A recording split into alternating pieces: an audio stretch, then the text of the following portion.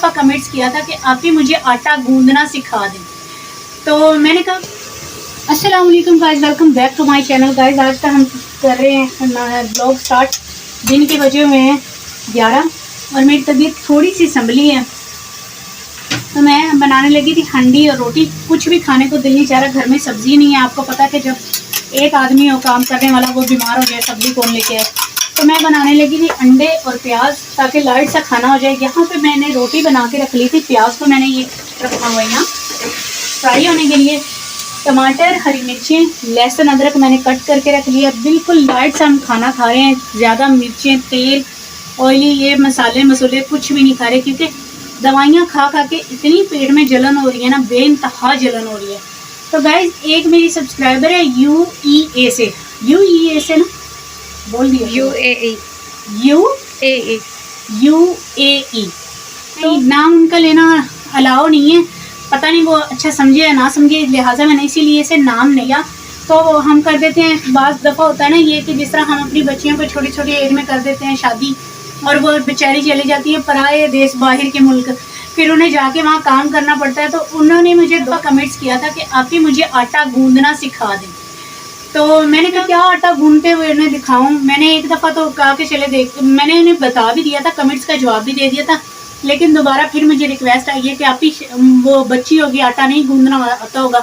तो मैंने कहा कि अभी मैं रोटियां बना चुकी थी, तो हमारे थोड़ी सी रोटियां कम हो गई थी, 3 या 4। मैं आटा गूंदने लगी थी, तो ये उनकी फरमाइश पे मैं उन्हें आटा गूंदना सिखा रही हूँ। तो आटा ये है, मेरी बहन उन्होंने ये लिखा था कि आटा मुझसे पतला हो जाता है। पतला इसलिए सख्त हो जाता है, सख्त हो जाता है। हाँ, सख्त हो जाता है। मेरी गाइस तबीयत ख़राब है ना, और मुझे 2 दिन पहले कमेंट से रिसीव हुआ था, इसलिए मुझे याद नहीं है। तो सख्त हो जाता है, तो आप यूँ कर लिया करें ना कि आपका अगर आटा सख्त हो जाता है तो आप आटे में थोड़ा सा पानी ज़्यादा डाल दिया करें। हम देखिए जिस तरह मैंने अभी यह आटा इतना सा लिया था, इसमें मैंने ये कर लिए। अब इसी डो में हम देखेंगे कि कितना आटा सख्त चाहिए, हमें कितना पतला चाहिए। अगर आपको पतला आटा चाहिए तो आप उसमें पानी ज़्यादा ऐड कर लें। यह मेरे सामने मुझे अब नॉर्मल आटा चाहिए, तो मैं अब नॉर्मल पानी ऐड करके आपको गूंद के दिखा रही हूँ। ये आपकी फरमाइश पे है, वरना मेरे जहाँ तक ख्याल है कि आटा तो हर बच्ची को आता है गूंदना। मेरी छोटी छोटी बच्चियाँ हैं, वो गूंद लेती हैं। ये देखें आपके सामने, मैं इसीलिए आपको दिखा रही हूँ। आपने इस डो में ही देखना है कि आपको आटा सख्त चाहिए या पतला। अब जिस तरह मुझे ये सही नॉर्मल आटा लग रहा है, अब बिल्कुल मुझे एग्जैक्ट पता है, हाथों का तजुर्बा होता है ना गूंद गूंद के, मुझे ये पता है कि बिल्कुल आटा ये मेरे लिए परफेक्ट है। अगर आपने पतला करना हो तो इसी के अंदर, यही डो के अंदर ही आपने इस आटा गूंदते हुए इसमें पानी ज़्यादा ऐड कर दें। थोड़ा, इतना भी नहीं कि मेरी बहना जग भर के आप डाल दो, थोड़ा सा पानी आप ज़्यादा ऐड कर लो, ताकि वो आटा है ना थोड़ा सा पतला हो जाए। ये आटा गूंदने की तरकीब है, इतना कोई रॉकेट साइंस नहीं है, इतने सर पे सवार ना किया करो। पतला गूंदोगे, 1 दफ़ा गलत गूंदेगा, 2 दफ़ा गलत गूंदेगा, तीसरी दफ़ा खुद ब खुद ठीक हो जाएगा वो। और अगर सख्त आपके मैसेज कमेंट्स याद है आपको पक्का कि यही था कि, तो ये मेरी जो UEA से है ना सब्सक्राइबर, ये ले हमारा आटा गूंद चुका है ये। अब मैं इसको ढक के रख दूंगी थोड़ी देर के लिए, और जब रोटी बनाने लगूंगी इसमें एक मुक्की मार दूंगी। ये इतना सा काम था। आप वहीं पे डो को देख लेना कि डो अगर सख्त हो रही है तो उसमें आप आटा घोलते हुए पानी ज़्यादा डाल लें थोड़ा सा, तो वो आपका आटा नरम हो जाएगा। और अगर बिल्कुल ये आपको रोटियां सॉफ्ट चाहिए, तो ये जिस तरह ये आटा गूंद रहे थे हम, इसमें 2 चम्मच कुकिंग ऑयल के डाल दो, तो आपकी रोटियां नरम हो जाएंगी।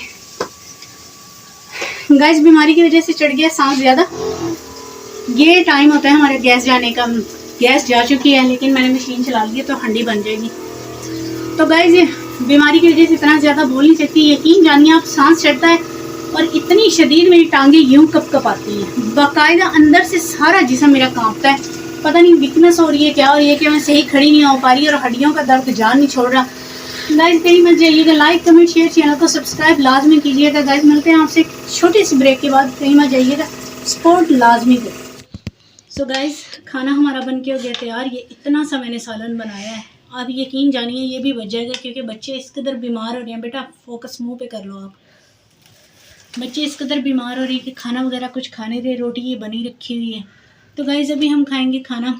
ये मैं मानती हूँ मैं छोटे छोटे ब्लॉग दे रही हूँ आपको, और मैं खुद कह रही हूँ कि आपको मेरे जितनी मेरे से हो सकता है एफर्ट मैं कर रही हूँ, क्योंकि मेरे से यकीन करें आप वो बोला भी नहीं जा रहा।